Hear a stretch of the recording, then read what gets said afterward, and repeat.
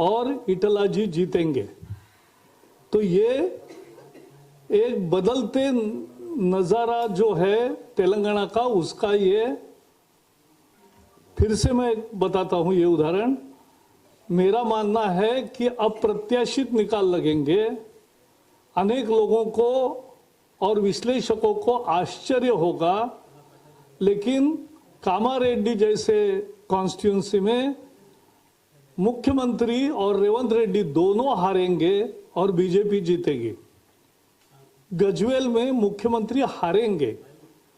तो ये वास्तविकता है और जो भी पत्रकार जा रहे हैं वो भी बता रहे। इसलिए इसका कारण क्या कि जब लोग डिसाइड करते कि अब बहुत हो चुका, इनफ इज इनफ, तो ये तेलंगाना में भी यही भावना आई है, इनफ इज इनफ। और इसलिए वो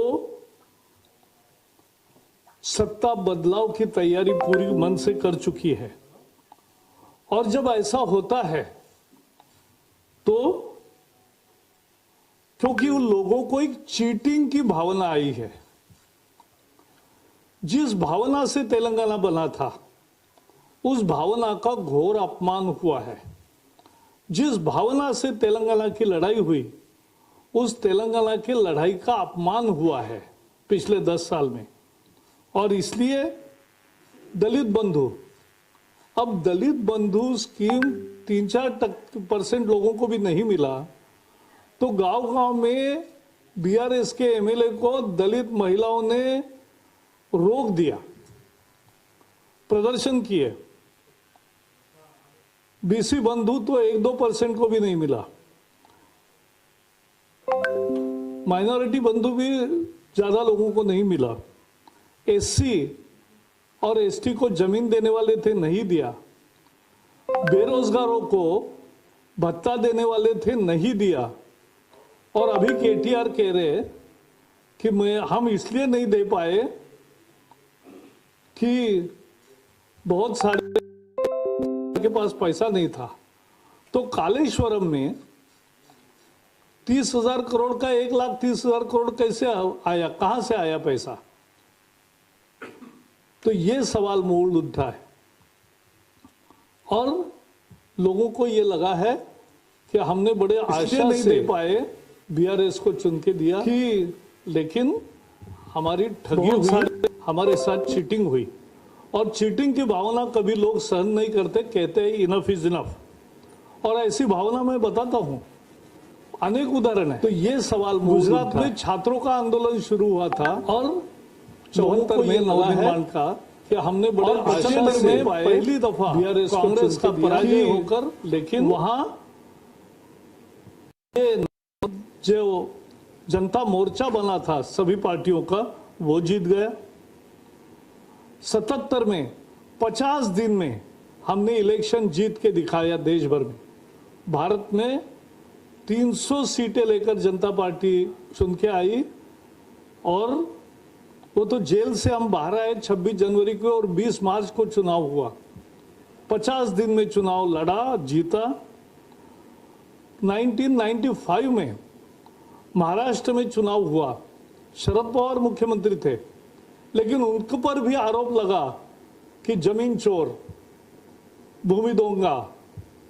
यही धरनी पोर्टल में यहां हुआ है, भूमि दोंगा मुख्यमंत्री। तो इसके कारण लोग चिढ़े हैं क्योंकि लोगों की जमीन गई है। हमने धरनी पोर्टल पर शिकायतों का आह्वान किया, सैकड़ों से ज्यादा रोज शिकायतें आ रही है, उसका हम साला अलग रिकॉर्ड भी रख रहे हैं। कांग्रेस को लगता है कि अब हमारी बारी है, लेकिन सही नहीं है क्योंकि लोग भूलते नहीं। अभी नड्डा जी ने वो जो 1969 के 350 फायरिंग में मरे युवकों का और 1200 युवक जिन्होंने आत्महत्या की थी, जिनका बलिदान हुआ 1500 लोगों का, उनके पर भरी हुई तैयार है प्रदर्शनी। उस प्रदर्शनी में उन्होंने ये बात बताई, देखी और उन्होंने कहा लोग नहीं भूलते हैं। ऐसे अपराधों को लोग क्षमा नहीं करते हैं। कांग्रेस ने तेलंगाना को 50 साल बनने नहीं दिया। क्यों नहीं बना तेलंगाना? और जब यूनाइटेड आंध्र था तब तेलंगाना को न्याय नहीं दिया।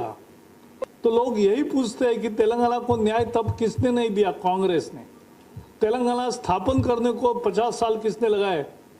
कांग्रेस ने। 369 युवाओं का बलि लिया, गोली से मार दिया। किसने मारा? कांग्रेस ने। और इसलिए 2000 अच्छा, कांग्रेस और बीआरएस एक ही है। 2004 में अलायंस था। 2011 में मर्जर करने की बात केसीआर ने खुद कही थी। 2014 में जाकर सोनिया के सामने झुक गए थे। तो ये 50 किसने जो है, तो दोनों एक ही से मार दिया। और इसलिए किसने मारा? दोनों से ऊब कांग्रेस ने। और इसलिए लोग 2000 अच्छा, कांग्रेस और बीआरएस एक ही है। इसीलिए उदाहरण दिया। 2004 में अलायंस था। मुख्यमंत्री और रेवंत रेड्डी दोनों हारेंगे और गजवेल में भी मुख्यमंत्री हारेंगे और बीजेपी जीतेगी। यही सारे तेलंगाना में बहुत जगह आपको होते हुए दिखेगा, क्योंकि लोगों को मोदी पर भरोसा है और मोदी जैसी अच्छी सरकार चाहिए। कांग्रेस ने लोगों को मारा, बीआरएस ने लोगों को लूटा। वो मारा और लूटा वाली सरकार नहीं चाहिए। अच्छा काम करके सबका साथ सबका विकास करने वाली सरकार चाहिए।